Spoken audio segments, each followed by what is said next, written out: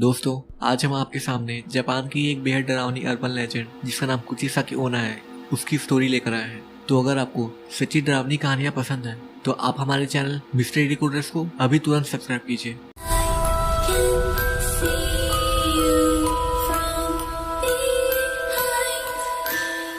मेरा नाम एलेक्स है और मैं यूएस की ही एक बहुत बड़ी कंपनी जिसका ब्रांच जापान में भी है वहाँ काम करता हूँ।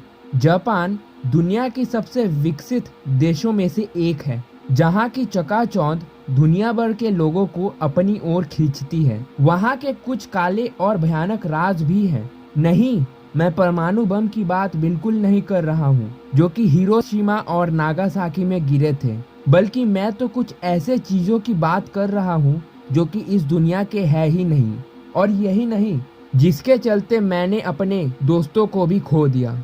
और अभी मैं हर पल डर से मर रहा हूँ क्योंकि मुझे कुछ ऐसी बातें पता है या मैंने कुछ ऐसी चीजें देखी है जो शायद मुझे नहीं देखनी थी। तो इन सब घटनाओं की शुरुआत होती है कुछ सालों पहले, जब मैं नागोया नाम के एक सिटी में रहा करता था। और इसी बीच ऑफिस के कुछ काम से मुझे और मेरे कुछ कलीग्स को तमिल नाम के एक सिटी में भेज दिया गया जो कि शिजुओका नाम के एक शहर में था। और इसी बीच हम वहाँ के एक होटल जिसे इजियाकास कहा जाता था, वहाँ पर अपने एक कलीग जिसका नाम ल्यूक था उसका बर्थडे सेलिब्रेट करने गए थे, जो कि हमारे ऑफिस का सबसे यंग एम्प्लॉय भी था।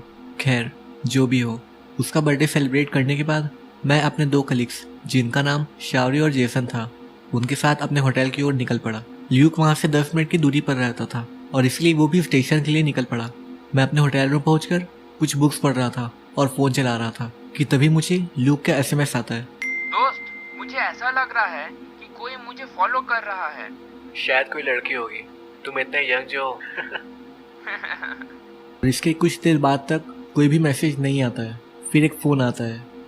दोस्त, कोई लड़की है जो मुझे फॉलो कर रही है। पागल हो तुम, ऐसा कुछ नहीं है, वो भी अपने स्टेशन ही जा रही होगी। अच्छा एक बात बताओ, क्या वो लड़की खूबसूरत है? नहीं पता दोस्त, उसके फेस में एक मास्क है और वह तब से लेकर अब तक एक ही जगह पर खड़ी है। मुझे बहुत अजीब फीलिंग्स आ रहा है दोस्त। चलो ठीक है, तुम सो जाओ, मैं तुम्हें कल सुबह कॉल करता हूँ। फिर फोन रखने के बाद मैं सो गया। पता नहीं मैं कितने देर सोया हूँगा, पर रात को 3 बजे मुझे एक कॉल आती है। क्या मैं एलेक्स से बात कर रहा हूँ? जी हाँ, मैं ही एलेक्स हूँ। आप कौन? मैं डिटेक्टिव हिरोशी बात कर रहा हूँ, टोक्यो पुलिस डिपार्टमेंट से। और इसी बीच दरवाजे पर नॉक होती है। शावरी और जेसन मेरे कमरे पे आते हैं। उन दोनों का चेहरा डर से सफेद हो रखा था। और इसी बीच फोन पर उस पुलिस ने मुझसे कहा, क्या आप ल्यूक को जानते हैं? जी हाँ, वो मेरे साथ ही काम करता है। क्या उसने कोई गलती की? प्लीज सर उसे छोड़ दीजिए, वो यहाँ पे नया है। वह स्टेशन में नाली में पड़ा हुआ मिला। सॉरी सर, उसने शायद कल रात को कुछ ज्यादा ही ड्रिंक कर लिया होगा। नहीं, हमें उसकी लाश मिली है। उसका पूरा जबड़ा दोनों कान तक कटा हुआ मिला। इसी सिलसिले में मुझे आपसे और आपके कोवर्कर से कुछ बात करनी है। क्या मैं आपसे मिल सकता हूँ? मैं वहीं का वहीं जम गया, मानो कि मेरे शरीर में खून का एक कतरा भी ना बचा हो। और डरते हुए मैंने उस ऑफिसर को जवाब दिया, जी हाँ सर, आप होटल आ जाइए, हम सब आपको यहीं मिलेंगे। और इसी बीच शावरी और जेसन से ल्यूक के बारे में बात करते हुए हम सब इमोशनल हो गए। और तभी शावरी ने मुझसे कहा, क्या तुम्हारी ल्यूक से कोई बात हुई थी? तो मैंने शावरी को हमारे आखिरी चैट्स और फोन पे हुए बातों के बारे में बताया और यह भी बताया कि उसका कोई पीछा कर रहा था। तो उसका चेहरा पूरी तरीके से सफेद हो गया और फिर वह बोली, क्या वो एक लड़की थी जिसके मुंह पे एक मास्क बंधा हुआ था? मैंने कहा हाँ। और इसी के बाद शावरी कहने लगी, ये नहीं हो सकता।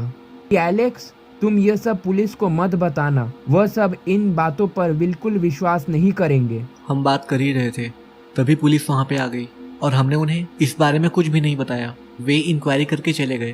पुलिस की इंक्वायरी करके जाने के बाद शावरी ने हमें सब कुछ बताया। उसने कहा, 1980 के दशक में कुचिसाकी ओना का खौफ पूरे जापान में आफत बन के टूटा था। ऐसा कहा जाता है कि उस समय कई लोगों को इसने मौत के घाट उतार दिया था, पर कुछ लोग ऐसे भी थे जो इस भयानक आत्मा को भ्रमित करके बच गए थे। जैसे कि यह आत्मा किसी व्यक्ति के पास जाकर पूछती है, क्या मैं सुंदर हूँ? यदि उसका उत्तर होता है हाँ या ना, तो दोनों ही स्वरूप में उसकी मृत्यु पक्की है।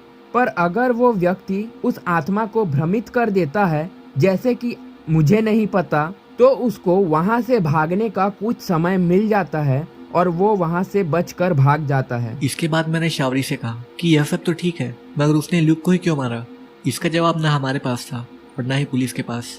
और कुछ दिन तक थोड़ा बहुत इन्वेस्टिगेशन करने के बाद जब पुलिस के हाथ कोई सबूत नहीं लगा तो उन्होंने इस केस का फाइल बंद कर दिया। मगर सबसे भयानक बात तो यह थी कि इसके बाद भी यह सिलसिला रुका नहीं। मगर इसके बाद जो मैंने देखा